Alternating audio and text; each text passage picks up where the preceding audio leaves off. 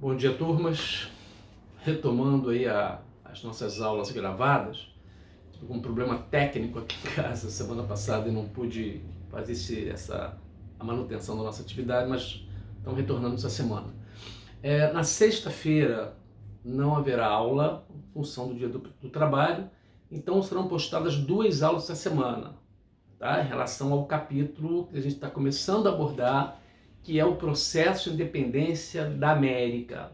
No caso específico, falando de uma região pequena, né, uma área pequena, que é o Haiti, mas que teve uma importância, né, em função das características bem específicas da independência haitiana.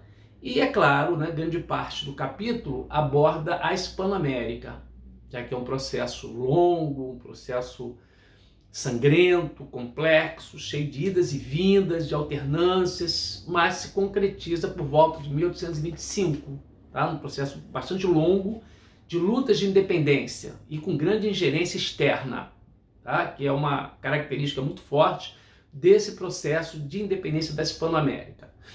Galera, retomando um pouco a nossa aula anterior, quando abordamos aí o que foi o período napoleônico, né, a expansão napoleônica pela Europa, as transformações que isso provocou na Europa, abordamos a derrota de Napoleão e a formação do importantíssimo, como eu ressaltei bastante no nosso último encontro, Congresso de Viena. Né? O objetivo do Congresso, creio que tenha ficado claro para vocês, foi de impedir o avanço das ideias liberais, o pensamento liberal, que a Revolução Francesa obviamente enalteceu, né? E daquele sentimento nacional que Napoleão acabou provocando na Europa. Vocês se recordam que quando Napoleão invade a Península Ibérica, apesar, por exemplo, na Espanha, Napoleão implantar uma constituição liberal, bastante liberal, mas o que pegou, e vamos dizer assim, o que ficou mais forte para os espanhóis foi a dominação estrangeira e, consequentemente, o nacionalismo espanhol falou alto. Em Portugal, a mesma coisa.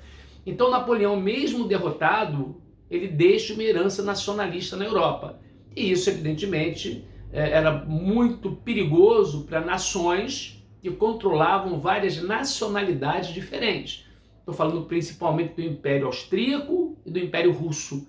Portanto, o nacionalismo é uma ameaça a essas nações. E o objetivo do Congresso, portanto, se dá nesse sentido: conter o avanço liberal e conter movimentos nacionalistas. Ressaltei também que não vai adiantar nada, né? A longo prazo, isso vai avançar na Europa, né? Já na primeira metade do século XIX, o Congresso foi em 1815, na primeira metade do século XIX ocorrerão movimentos revolucionários em vários países europeus, né? No caso, 1820, 1830, 1848, e aí já misturando com o avanço das ideias socialistas, vão começar a crescer na Europa também. Portanto, aquele mundo que o Congresso de Viena ele tenta restaurar, já era, acabou. Né? O antigo regime ele vai entrar em colapso. Tem uma corrente de historiadores que até coloca que no século XX o nazismo, né, os fascismos europeus foram as últimas tentativas de restaurar o antigo regime. Então veja como é que esses valores do antigo regime europeu, isso para alguns se perpetuaram até o século XX, até meados do século XX. Então, deixando de lado um pouquinho a Europa, vamos migrar para a América. Segunda metade do século XIX, eu posso falar em crise do antigo sistema colonial. Segunda metade do século XVIII, eu posso falar em crise do antigo sistema colonial. E as causas dessa crise, na verdade, nós já analisamos, né, nas nossas aulas anteriores. Eu tenho uma revolução industrial acontecendo na Inglaterra, né, e quem se industrializa precisa de mercados. Nesse momento, inclusive, pessoal, a Inglaterra não tem um domínio colonial amplo, né? Terá esse domínio no século XIX, quando será dona de uma boa parte do planeta. No século XIX, a Inglaterra será a grande potência imperialista, expandindo-se, ocupando o território do globo inteiro, praticamente. Mas no século XVIII, não. Inclusive, a Inglaterra perde as suas 13 colônias, surgindo dos Estados Unidos da América. Então, a Inglaterra quer mercados. e vai buscar, evidentemente, de certa forma, estimular os movimentos de independência da América. Inclusive, já chamei a atenção de vocês, né? Um dos fatores que fez aquela aliança militar construída no Congresso de Viena não funcionar para impedir as lutas de independência, estou falando da Santa Aliança, foi exatamente a pressão britânica. A Inglaterra não aceitava uma interferência da Santa Aliança na América que buscasse impedir os movimentos de independência. A Inglaterra era contra, e realmente isso não vai acontecer. Então os ingleses querem mercados, os ingleses estão se industrializando, né, vão buscar expandir suas ações econômicas e, evidentemente, nesse processo de crise do sistema colonial, observar os interesses britânicos é fundamental, né? Chamando a atenção também do próprio Estados Unidos, tá? Lembre-se, eu comentei com vocês que os Estados Unidos também vão se opor à atuação da Santa Aliança, né? Na chamada doutrina Monroe. O presidente americano James Monroe vai dizer, não, ó, nada de interferência europeia na América. Então você coloca a posição inglesa, coloca a posição dos Estados Unidos, e aí você não ocorrerá essa interferência. E os processos vão se concretizar com certas limitações quando se fala em, aspas, independência. Tá? Mas vamos analisar em outro momento isso. Então, pessoal, segunda metade do século XVIII, Revolução Industrial Inglesa, avanço das ideias liberais. Por mais que as metrópoles, Espanha, né, Portugal, tentassem impedir a propagação dessas ideias, elas chegarão aqui à América. As elites americanas terão acesso a essas obras, autores como Voltaire, né, Adam Smith, no pensamento liberal no campo econômico.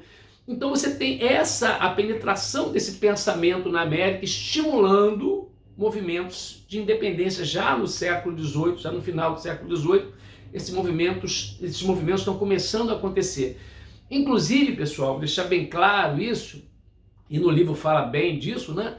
Cresce, vamos dizer assim, uma resistência cada vez maior das populações americanas, inclusive as camadas mais pobres, né, e setores da elite também, em relação à questão dos impostos, né? Cada vez mais há uma consciência da exploração metropolitana, né? Vamos ter uma revolta famosa, né, na história da Hispano-América, que é a revolta de Tupac Amaru, um líder indígena que reunirá milhares de elementos da América, ameaçando esse domínio espanhol de certa forma, apesar, quero deixar bem claro isso, hein, gente? Atenção que eu vou falar aqui, tá? Tupac Amaru, ele não falava em independência.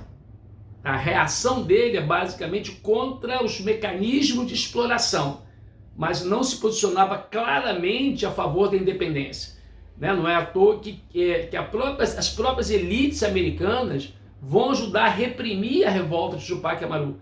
Então tem movimentos como dos comuneiros, que o livro cita também, né? Mostrando as contradições do sistema colonial.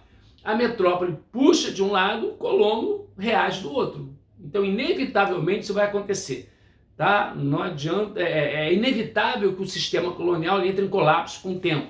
As próprias elites americanas vão entender que é melhor para eles livrar-se de um sócio incômodo, né? Estou falando da metrópole, seja Espanha, seja Portugal, seja a própria Inglaterra, na relação das 13 colônias, nós deixamos muito claro isso, né?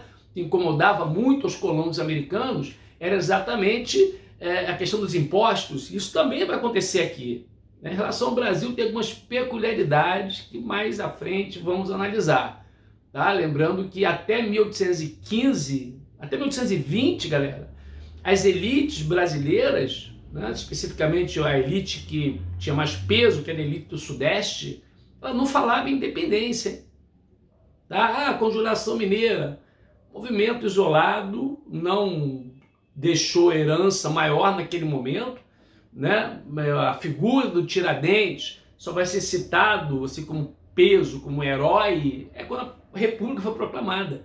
Ele não é o herói da monarquia, mas vamos analisar no outro momento isso, tá? Então, o pensamento liberal chegando aqui, os interesses britânicos, as contradições do sistema colonial, e é evidente, galera, o exemplo dos Estados Unidos. né? O exemplo norte-americano será, obviamente, cairá na cabeça das elites americanas, né, como algo a ser seguido. Então, eu posso dizer, e é importante se situar no tempo, tá, pessoal? Questão de provinha lá, né? Ao longo da segunda metade do século XVIII, a América, então na tua cabeça tem que vir o quê? Crise do sistema colonial. Começa a crise do sistema colonial que se concretiza, as rupturas ocorrerão efetivamente nas primeiras 3 décadas, basicamente, do século XIX. Aí realmente a presença europeia na América vai cair muito. Não será plena, tá, pessoal? Mas cairá muito, né? A Espanha ainda permanecerá, por exemplo, em Cuba, tá? Ainda vai ter um domínio aí em Cuba só terminando no final do século XIX, a Flórida, ainda haverá uma presença espanhola, né, ao longo do século XIX, mas realmente o grosso da dominação espanhola, ela se encerra efetivamente já nas primeiras 3 décadas do século XIX.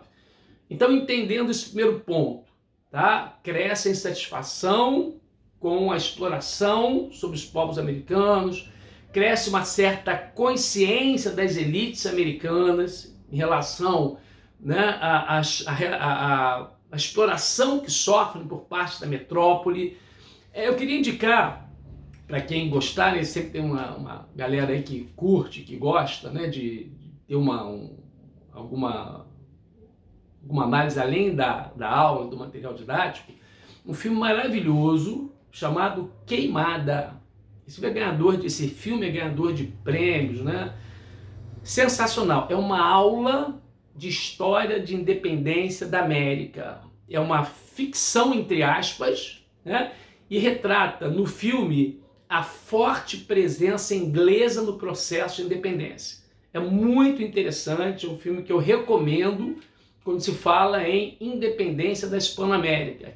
Queimada é o nome do filme, né? Possivelmente você acha de graça, se der uma pesquisada aí na internet, você vai achar de graça esse filme para ver. Quem gostar, quem tiver quem quiser ver um trabalho muito bom cinematográfico sobre como funcionou a independência, como ocorreu a independência da América, né? E a forte presença inglesa nesse processo. Recomendo, repito, Queimada. Belíssimo trabalho do cinema retratando esse processo histórico latino-americano.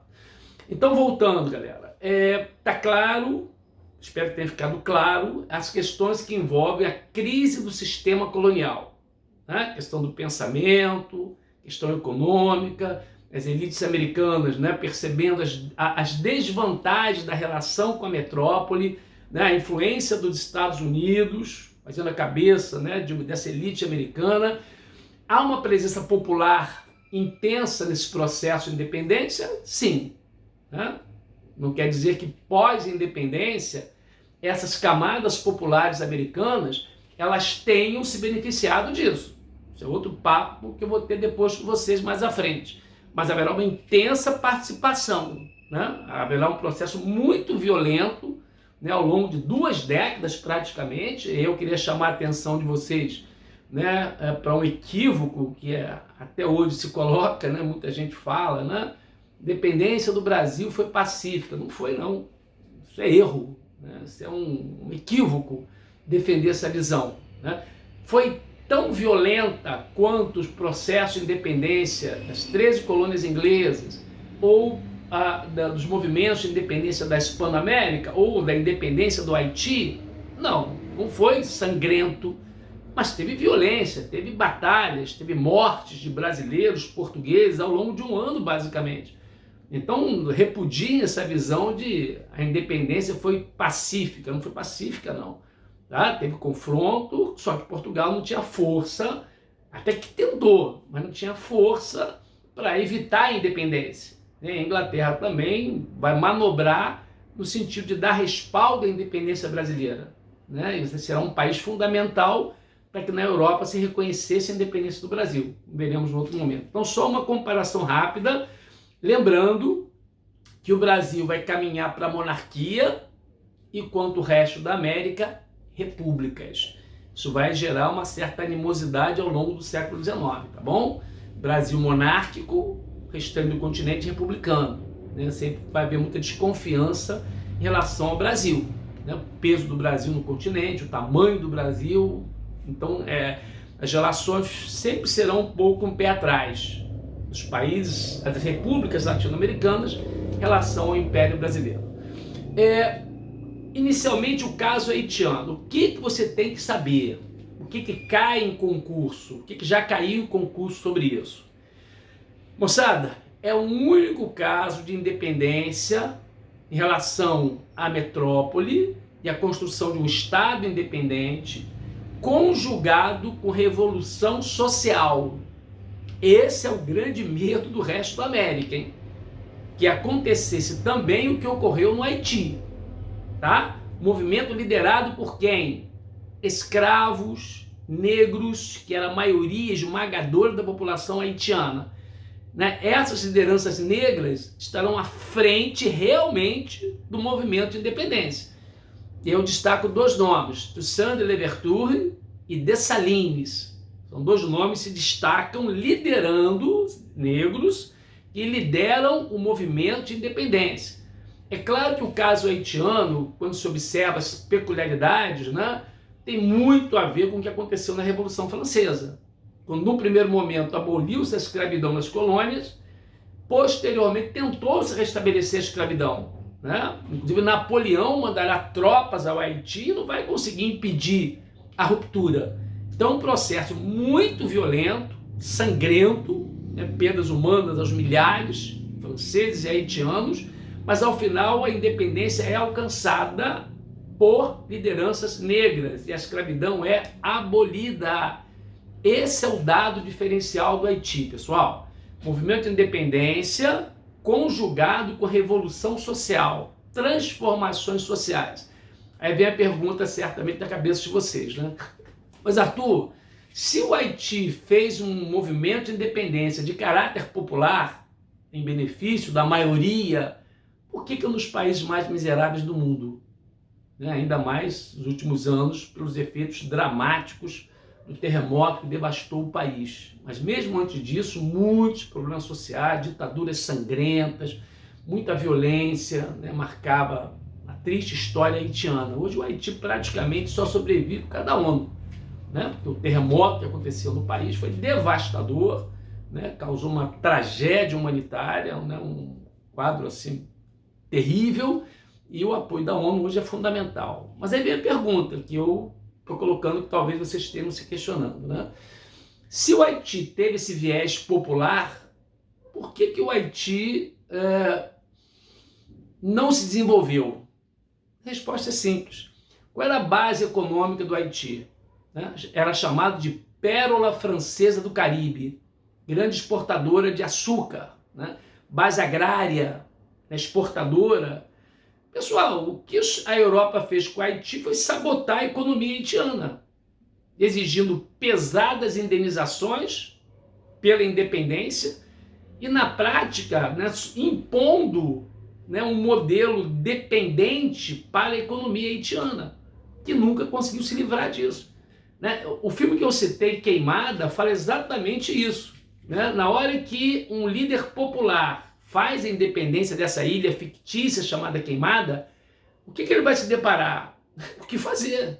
Se a economia é agrária, se não tem tecnologia, se não tem fábrica, se a maioria da população é muito pobre, analfabeta, isso é o Haiti. Né? Queimada tem muito a ver com a realidade haitiana. Né? O filme Queimada, na verdade, mostra o que era um Haiti. Então, de nada adiantou uma independência com propostas de mudança social se não tem base econômica para desenvolver-se.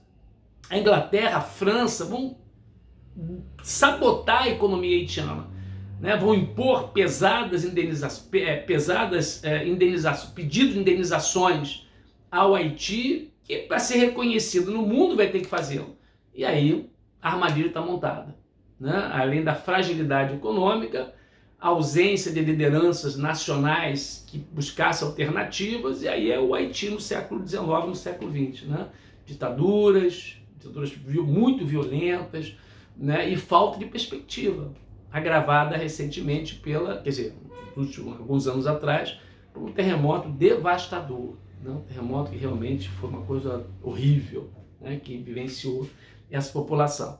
Então, o caso haitiano, o grande destaque é esse, pessoal. É entender que a ideia é de abolição da escravidão, sendo que é algo que na cabeça de uma elite brasileira será apavorante, né? No caso do Brasil, lembre-se, apesar de José Bonifácio, né, que é o grande arquiteto da independência, né, tem um peso grande esse personagem na história do Brasil. Apesar dele achar que a escravidão é algo horrível, ele sabia que não podia, nem de longe, propor o fim da escravidão. E o medo de algo parecido com o Haiti, na cabeça de uma elite brasileira, sempre vai existir. Não é por acaso, lembre-se que a Lei Áurea ela é aprovada. A própria elite brasileira entende que é melhor acabar com a escravidão, frente à crescente pressão contra o escravismo no Brasil.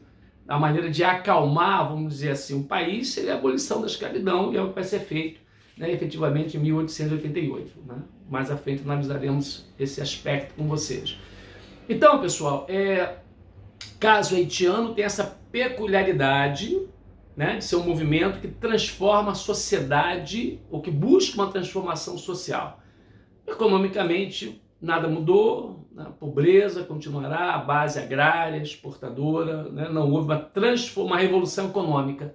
Né, há uma mudança da questão do escravismo, que acaba, mas a economia haitiana continua muito dependente, né, e muito vulnerável dos mercados europeus. Isso no caso do Haiti, ex-colônia francesa, certo? Hispanoamérica, vamos restabelecer um pouco o que era, que vocês já deram, tá, em outras séries, o que era, ano passado, vocês trabalharam, se não me engano, o que era a sociedade colonial americana, né, da Hispanoamérica. Então, lá no topo, vocês se lembram disso, né, dessa pirâmide social, havia a figura do chapetone. Que era o chapetone? Era o espanhol que migrava para a América e ocupava cargos. É uma elite, né, que atuava na América ligada diretamente à Espanha. Esse era o topo da pirâmide. Abaixo, aqueles filhos de espanhóis com posses que nasciam aqui, chamados de criollos, ou criolhos, como queiram, tá? Termo espanhol, vou repetir. Filhos de espanhóis nascidos na América que tinham posses, comerciantes, proprietários, né, elementos que tinham peso econômico, mas por nascerem aqui não podiam ascender politicamente. Quem ocupava os altos cargos eram chapetones. Criollos não podiam participar do comércio exterior. É óbvio que aí vocês já estão matando a charada, né? Quem lidera a independência são os criollos. Quem vai liderar o processo de ruptura são criollos, né? Percebendo o prejuízo que eles tinham nessa relação com a metrópole. Então a insatisfação tende a crescer nessa classe social. Tá? Lembrando que, igual o Brasil, hein, gente? Eu quero a independência, eu não quero uma revolução social. Eu não quero uma transformação profunda da minha sociedade. Os criollos querem tirar a Espanha e ocupar o lugar da Espanha no domínio político sobre a sociedade. Né? É uma elite americana que entende as vantagens da independência, igualzinho ao Brasil também em 1822. Uma elite brasileira vai entender que é melhor romper. Para ela, é melhor romper com Portugal.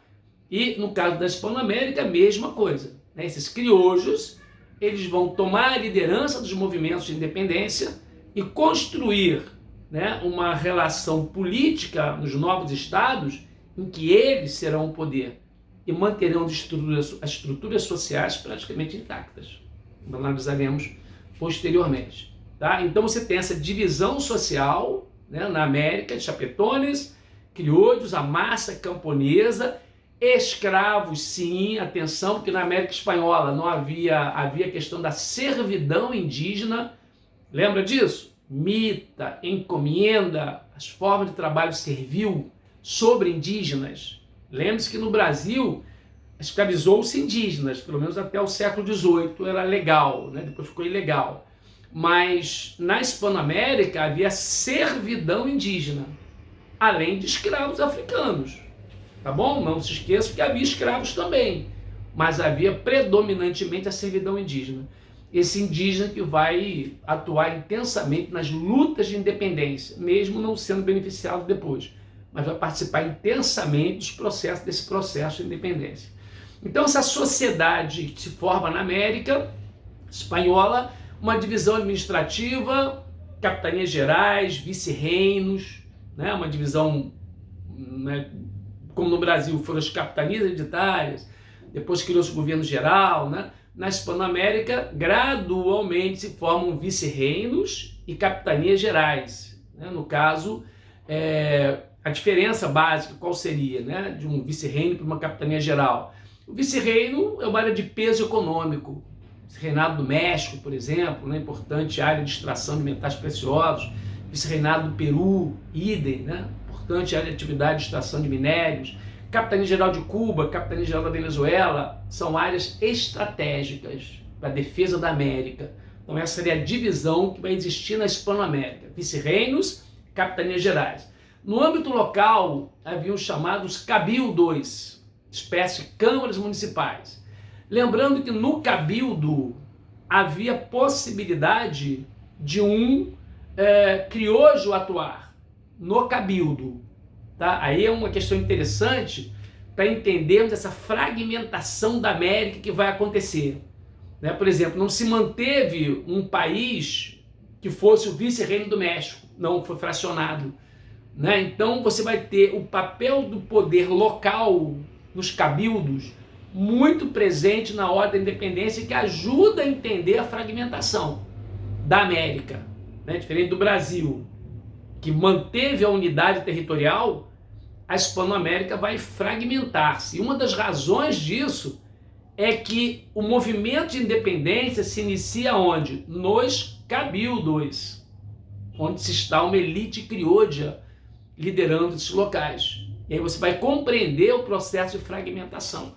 Apesar de algumas lideranças, eu vou citar um nome que eu creio que vocês sabem muito bem a importância dele, Simón Bolívar. Esse é o cara, hein? Tem que lembrar esse nome. Esse é um cara fundamental nas lutas de independência da América. Tem um peso muito grande. Analisaremos o seu papel posteriormente. Então são os criolhos nos cabildos que articulam essa independência e vão atuar nesse processo de independência. Pessoal, lembrando que há um contexto internacional ao iniciar do século XIX com impacto direto na América, hein? E aí, de certa forma, impulsiona a independência. Eu já falei para vocês, o que Napoleão Bonaparte fez na Espanha? Colocou no trono seu próprio irmão, né, José Bonaparte, que passa a, evidentemente, levar um racha na administração espanhola. Aqui na América, os governadores e vice-reis vão, de certa forma, questionar essa administração de José Bonaparte. Né, há uma certa reação contrária a isso. A princípio, portanto, atenção, a princípio, a mobilização na América é contra José Bonaparte. Os cabildos não aceitam a administração francesa. Então, no primeiro momento, não é nem luta por independência, ao iniciar do século XIX. É um movimento de não aceitação de um monarca francês do trono espanhol. Então, posso dizer que o pontapé inicial da independência, guardem isso, tem que lembrar disso, o pontapé inicial é não aceitação não aceitação do reinado de José Bonaparte na Espanha. Isso que leva uma reação aqui na América inicial. Gradualmente, com o passar do tempo, a luta de independência em relação à Espanha começa a se definir. Mas a princípio, vou repetir, é não aceitar um monarca francês no trono espanhol. Os cabildos reagirão a isso. Ok, por enquanto? Próxima aula dá prosseguimento a esse capítulo analisando a Hispanoamérica. Certo, galera? Até o próximo encontro, portanto.